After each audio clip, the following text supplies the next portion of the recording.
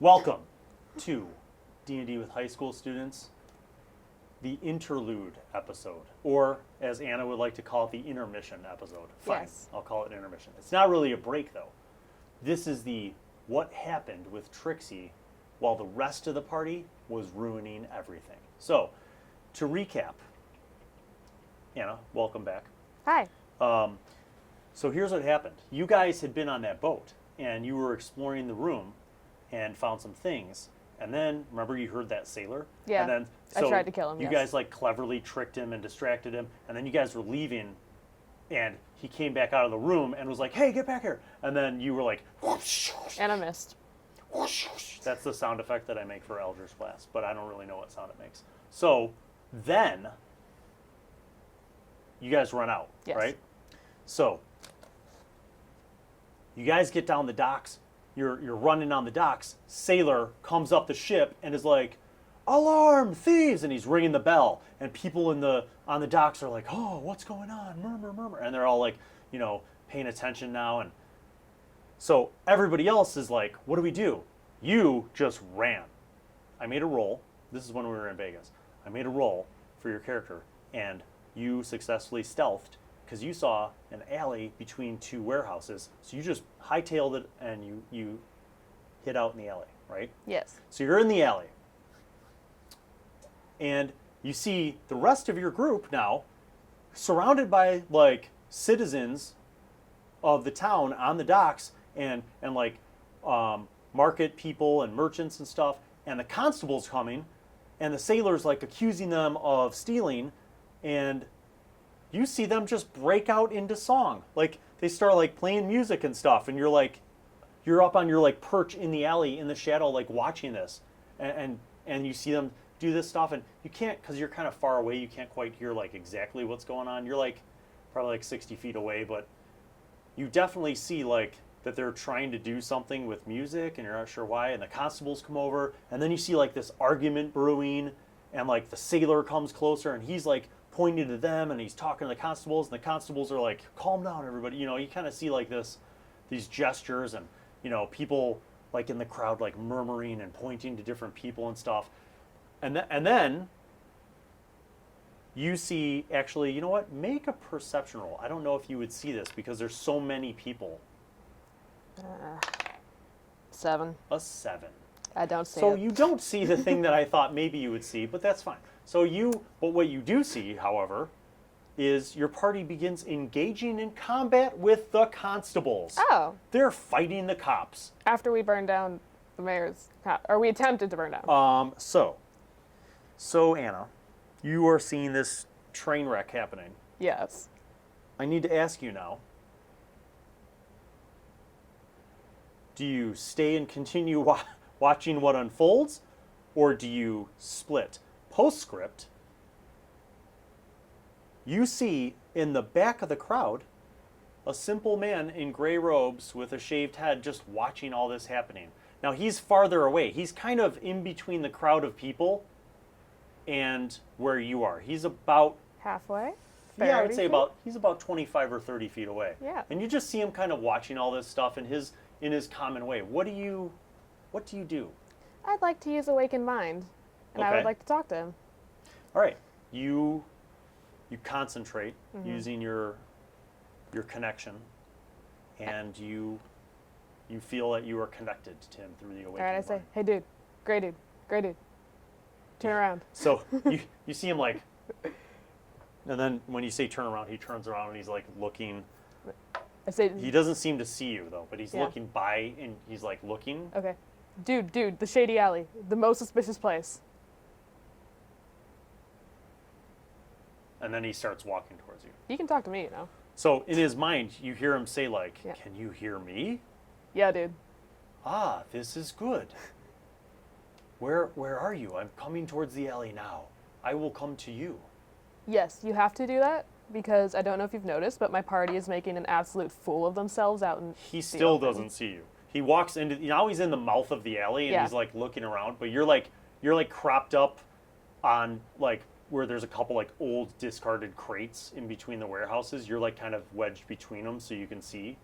Okay. But you're within 5 feet of him now. I'll so just you, step out so you can see me. okay, so he's like, so he doesn't say anything, but continuing to communicate through the awakened mind, he asks like, what should we do? It seems as if they're in a lot of trouble now. I don't know about you, but I feel like they're going to have a very hard time actually getting anything done with what they're doing. So every time I've decided now to do this, every time he talks in the awakened mind, I'm just going to do this. I'm going to be like, because he doesn't talk. He has no tongue. So when he's talking to you in awakened mind, it sounds like this. He's like, well, it would seem as if you are correct. They do seem to be in quite a bit of trouble with the constables. What should we do? I say we leave them and we go try to find the elf man on our own. I don't know about you, but I wasn't really feeling the priestesses either. So if they're gonna report back, I don't think I want to do that. I sympathize with the priestesses, for I do not think that the blonde elf has good intentions in his desire to have the crystals. The water crystals are very powerful. I believe he is of evil intent and would use them for bad things. Well, yes, that seemed pretty clear. We don't have to work with them to work with them. We can do the same goal in different places. Also, they tried to kill you. And me. Yes. Well, to that matter, I see your point and I agree with you in some respects now. But what if we do find the blonde elf? Are we two, both of us, strong enough to defeat him by ourselves? You have a point. It is something to consider, and yet I agree that we should not linger here too long, for it would seem that perhaps more constables are going to be here soon. Ah, look, your friends. They seem to be in combat now. And as you look over, you see Milo like thorn whip one of the guards and pull him down. He like Rayloff like stabs another guard. If memory serves, I can't remember everything during the combat, but basically, like it looks like Maximilian Rayloff and Milo are primarily engaged in combat. Roll perception again. Wait. That is a 12. 12. All right. So you see Maximilian, Rayloff, and Milo engaged in combat with the constables. But you don't see... Willie. Correct. You're like, huh. Okay. Well, should we stay or go? Absolutely not. We are not getting involved in this. Do you know anywhere we could maybe lie low, form a plan? I am not from here, but you are. So I will defer to you. I just lead figured the way. You're a subterranean spooky guy. All right, so you know the town well enough. Yeah. Like, you're not a rogue, but you know the town well enough to, like, how to get out of the docks area without going on the main roads. Sewers. So you kind of start ducking and weaving. Well, I mean, that's up to you, buddy. No, the sewers have Okay. zombies. Never mind. All right, so you decide to kind of go. He follows you. You guys start making your way through the alleys. You don't look back, right? Yeah. You're No. just, okay, so you get out. I'm going to say it takes you about a half an hour of, like, you know, kind of side bobbing and weaving and, you know, maybe hiding occasionally when you see, like, constables coming down the road, but then cropping back up. So you're kind of slowly and carefully making your way. Yeah. Do me a favor and just make a general stealth roll. I'm going to say that during the course of this. Well, that's no good at all. And Grey Robe will make one too. So 7. All right, well, it's not that there's people actively looking for you, but let's just say that, like, at a couple certain points, there's no way that you can avoid completely being detected. Like, there's a couple places where for you to get from the dock district back into, like, the main part of town, for example, maybe you have to pass through, like, a gate, and there are guards there. It's not like they're like, you, get her! You know what I mean? But, like, you know, you have to go through. Yeah. So you get back into the main part of town. And you remember, like, the area that you know is kind of like the central marketplace, the plaza, like by the Rusty Flagon. And so that area, you're still a little ways away from there, but now you're kind of in more of like a general part of town. There's shops, there's people's like cottages and some homes and stuff like that. So you're kind of far enough away from the docks. So Grey Robe's like, where should we begin looking? It is difficult to even think of where this elf might be. All right, before we even start looking, you are incredibly conspicuous. You are a bald dude with no tongue wearing gray robes, and we killed the only other two who looked like that, so I think we need to go shopping. But I have no coin. What should we do? I'll see if I can buy you something, and if not, we will have to steal, but that's Okay. fine. All right, so you guys walk around a little bit. You take like 10 minutes, and you kind of find a tailor.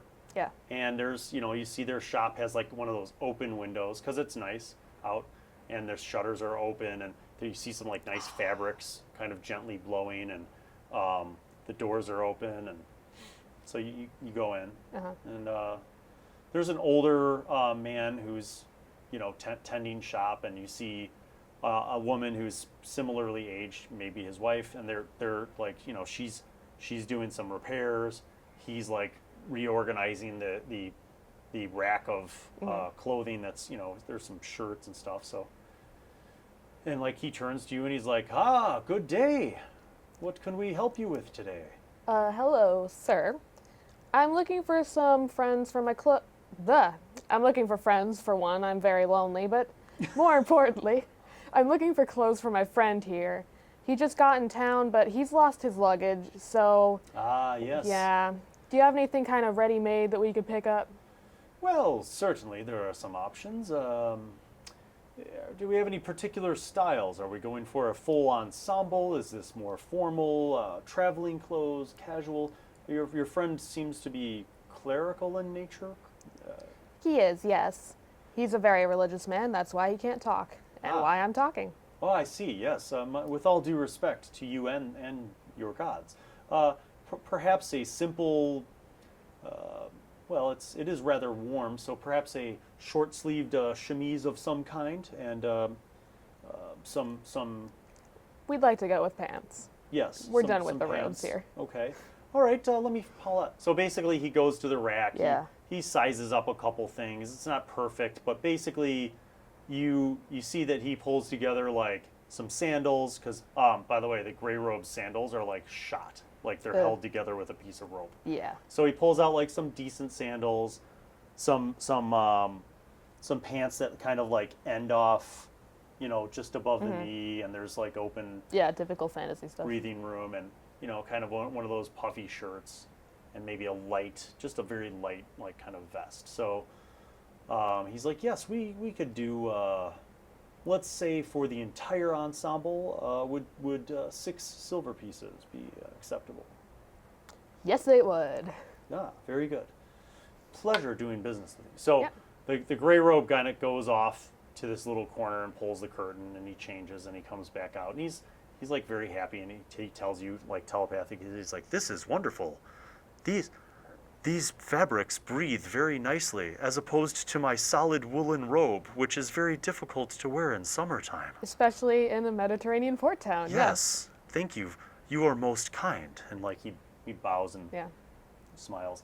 So the tailor's like, well, have a good day. Thank you. Yep. Can I have a pencil? I gotta. Yeah. So Grey Robe is now not Grey Robe, but he's very. Okay. I'm gonna turn to him. By the way, I'm gonna say, by the way, you have a name, dude? Of course I do. Thank you for having the courtesy to inquire. My name is Sinjin. Sinjin. Sinjin, yes. Sinjon. All right, Sinjin. I have only ever written out my name, for this is my given name once I became a monk of the Void. So you're not sure if it's Sinjin, right? It could totally be Sinjon. I believe that the high priest pronounced it Sinjin, and when he wrote it upon the scroll of deeds, it was spelled Sinjon. Sinjin. We'll pick this up later. I'll Very call you well. Sinjin for now. So he's happily following you. Where do you go? Okay. Let's see. Places dude has been. Oh. St. John, when we found and killed your buddies, they would seem to be tailing the blonde dude. Did you have any intel before you showed up? Yes, well, we were sent from the monastery to Daryolar Shari because... please do not take this as disrespect, but there are some things within my monastic order that I may not share. They are elements of our order which are considered sacred. That's fine. But I can explain it to you as such. One of the elder monks had a vision in which a blonde elf stole the water crystals from the Temple of Vusek.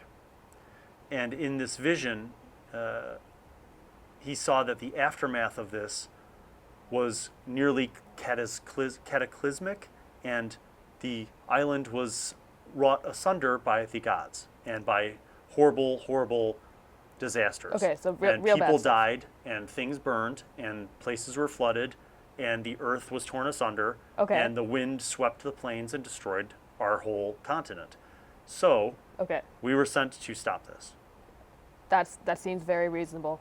Now, St. John, before we put any more effort into saving the continent and not fleeing the continent, I would like to clarify that these visions they can be changed. Yes, Okay, yes, we okay. believe this to be true. That is why the higher-ranking elders of our monastic order sent the three of us. Okay. And mind you, we were not sent to kill this blonde elf. We were sent to find him and stop him. But we could kill him. I do not know. He's like, I am not opposed to killing if it maintains the balance in the cosmos. I figured since you weren't real mad that we killed your buddies. Sorry about that, by the Yes. way. Well, The elf had money. He still has money. I consider it a misunderstanding, for perhaps you did not know who we were initially, and now you do. Yes, I absolutely had no idea who you were. Now I do. And I won't kill you. For sure. And death is a part of everything, and it is a part of the balance. So really, my friends are not death. Their energy has just been taken to the void and will be redistributed somewhere in the cosmos at a later time. You know, St. John, about that. They weren't super dead. They were kind of undead for a while there. Yes. But they're definitely dead now. Yes. We burned them. Sorry about that too. Well, that is what it is. Yeah. Oh, were the priestesses right, dude? Do you have like some sick mind magic stuff? Like, you got any mind control we can do stuff with? There are elders within my order who have great powers Okay. of the mind. Not unlike what you apparently possess now in your ability to speak to me directly through my mind. Yes, I would Which I find appreciate it. quite liberating because, Yeah. as you can imagine, it is often difficult to communicate when you have no tongue. Yes. It is a distinct pleasure to speak with you. You know, you could just learn sign language, dude. Yes, we have our own code that we use Oh. to speak with each other. Okay. But to speak with people who do not know our code is a challenge, Okay. as you could imagine. I can. We did spend 40 minutes playing charades. Yes, I now wonder why it was that you did not use your awakened mind to speak with me then, but I'm sure it has something to do with not wanting to reveal your great powers. It's a little related. I would appreciate it if you kept it on the down low, although I'm not sure it's an issue, what with the fact that you can't speak to anyone else. He actually laughs. He's like, I've put my hand up for a high five. all right, so he Rolled a high five? no, it's not rolled a high five. You notice, like, as you're talking and laughing, he's very comfortable, and you notice he, like, looks around really quick, and he's like, and then via awakened mind, he's like, did you see that group of guards? The the 6 guards that were walking with spears that way. They were walking quite hurriedly. Do I roll Yeah, to see? well, you turn and you see them. Oh, I do you see see a 'em. group Cool. of 6 armored town guards, like, jogging south towards the docks. Ooh, towards the docks? Yeah, now you're, like, far enough away, but you see this. Well, St. John, I think our mutual acquaintances are deep in the shit. Yes, it is nearing midday, and yet we have not uncovered any evidence of the blonde elf. What do you think we should do? The only stuff that we have to go on right now are places we know he's been, somewhere we know someone related to him will be, and the fact that he has a signet ring. Oh, and we have the boat, I guess. But then we kind of screwed the pooch on that one. What is this signet ring? Do you have Oh, it? Could you weren't show it to me? aboard. Yes, he was not aboard. He doesn't know about the things you guys found. All I remember is the ring. I think that's all we found. And Matt couldn't identify it. There was also a little corner of a map. But anyway, that they found. Sorry, that's what they Oh, found I don't know about when that. you guys Okay. split off. I don't know about So that. yeah, the ring, he didn't see the signet ring that you guys found, Yeah. which Matt has. Okay. Right, so He's like, what? Do you feel like there was any other clues inside of the room on the ship? there might have been more, but honestly, I think the guy is smart enough that he wouldn't leave that kind of stuff just laying around. The signet ring, not even Maximilian recognized, and he has some history. I mean, you know, he's rich. The elf is also rich. But, you know, it kind of seems like he might be connected. He might be connected to his country's government somehow. And he's connected to something bigger than him for sure, at least. They wouldn't send someone who's a total idiot. Have you considered going to the Reeves office to see if any diplomats have checked in with the Reeve of Dario Larshari? The dude whose house we tried to kill. he doesn't know that though. Remember? Oh.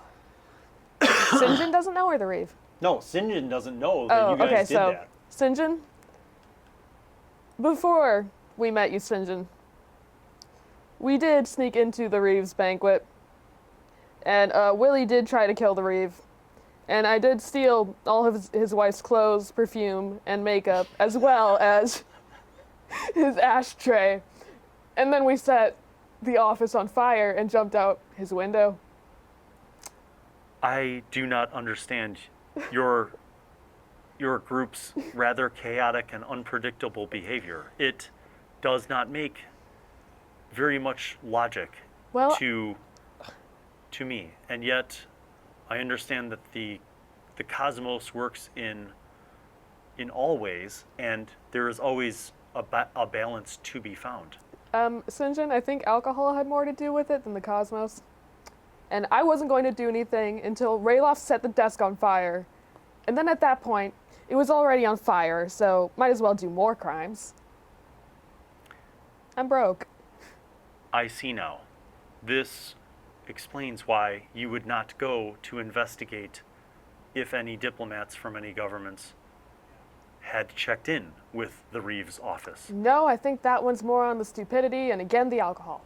Perhaps, since I am not associated with Oh.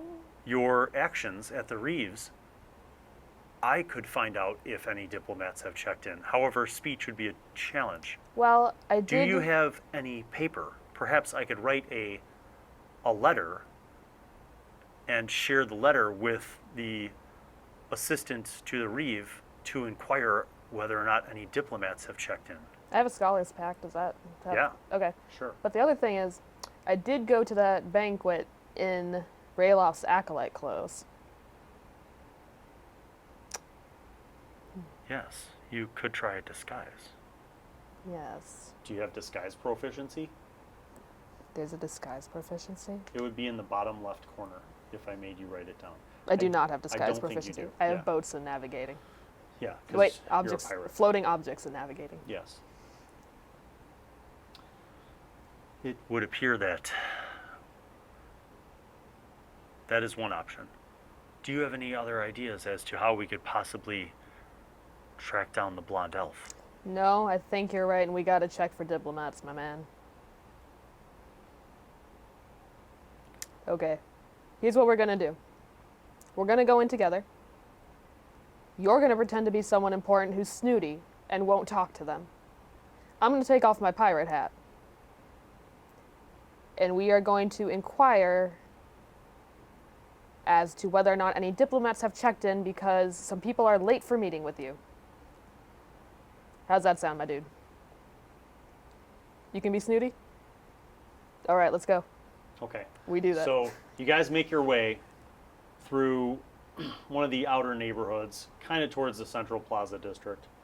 And you get to the plaza, you see all the familiar places. There's different vendors and carts and market stalls and the Rusty Flagon, and then across the way is the Reeves home. And you see like carpenters and some other like laborers like working on repairs. But you go Okay. around to the main entrance, and there's you go up the stairs. There's 2 guards. Mm-hmm. I'm gonna make a roll. Okay, so you like you're walking up. The guards are like, "Good day." Good day to you. St. John just like nods. Okay, so Yeah. you guys go in, and there's like an entrance foyer, and then off to the right is kind of like an office basically. There's like a large desk, and you see a young human man there, and then you see 3 other people in the office who are at smaller desks. A couple of them are like writing things, and then there's one person who's like doing looks like filing things. Like there's like a shelf full of books and some scrolls and stuff, and they're like pulling things down and talking. Yeah. Just office work basically. Yeah. So the person at the front desk just looks up and he's like, "Good day, can I help you?" I walk up and I say, "Yes, sir. I am so very sorry to bother you, but you see, it's my lord, Sir St. John. Yes. He was expecting some visiting diplomats, and no one's checked in with us. I wouldn't bother you, except I'd really like to know: has anyone checked in with you? Is anyone here?" Make a roll. Fuck. This would be Deception. deception. That is a 13. Okay. Yes. St. John, for his part, will make a deception, which is simply him staring at the guy. The guy like looks at you, and he looks back at St. John, and then he looks at you again. And he's like, What did you say your employer's? What is your office, sir? And he like looks to St. John, and St. John, Oh, and he looks to you. I say, See, he plays it off really well. Like he's like, like, "Ooh, sir, I'm very sorry. That's a very sore spot. He's recently been demoted. He's had his title stripped. That's kind of what this whole thing was about." roll. God damn it, that one's bad. 8, Your dice suck. I Roll know. this marble dice. but mine are pink. All right, that's a 21. See that? 21. All right. See, now why won't that work when I need to like hit someone? Like I rolled this dice for the constables and they missed. All right. So the guy's like, "I see. I apologize. Let me check the ledgers." And he like goes over to this one book and he moves it out of the way. And then he gets another book. He moves that out of the way. And then he gets a bigger book and he flips that open and he starts like paging through it. And he's like, "Yes, now I believe, That book's not big enough. yeah, it's like double the size." He's like, "This, within this past week, there have been several check-ins, actually. I mean, with the festival, it's not uncommon." Mm-hmm. Let me, one moment. He's like, "Yes, okay. Well, we have had representatives from the capital, and are you speaking about external diplomats or just within our own country?" External, please. Oh, I see. So not just representatives from Cabo Kailish, but from the other countries, yes. Specifically from the north. Oh, well, that helps. One moment.